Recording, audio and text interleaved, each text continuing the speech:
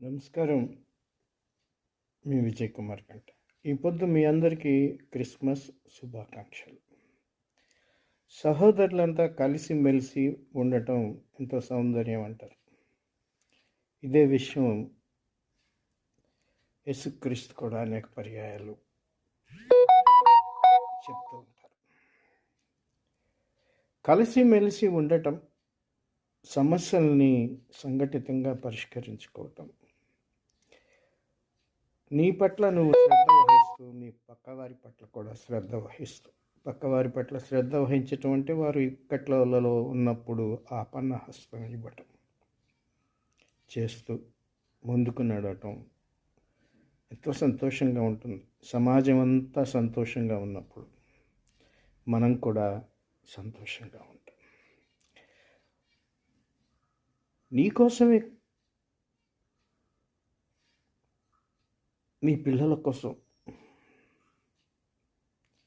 నువ్వు పరితపించినప్పుడు, ఒక మంచి ఆలోచన విధానంలో నువ్వు నడిచినప్పుడు, ఒక చక్కటి జీవితాన్ని, కుటుంబ జీవితాన్ని నువ్వు కలిగి ఉంటావు. అదే సందర్భంలో అందరి గురించి ఆలోచించినప్పుడు ప్రపంచమంతా ఒక వసుదైక కుటుంబం అనే ఆలోచన స్ఫురిస్తుంది. అప్పుడు ఎవరి మధ్య విభేదాలు,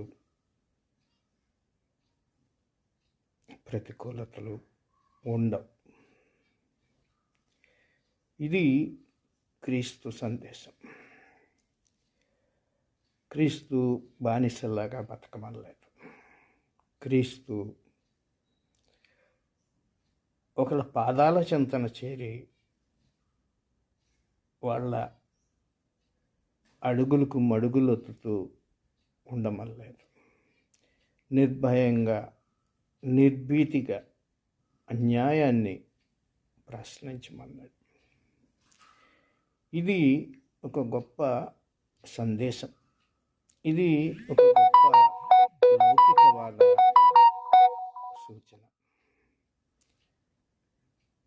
ఇది అందరూ గమనించాల్సిన విషయం. అందరికీ మరొక్కసారి క్రిస్మస్ శుభాకాంక్ష. మరొక విషయం, క్రీస్తు డిసెంబర్లో ఫలానా తేదీన పుట్టాడనేది ఎక్కడా లేదు.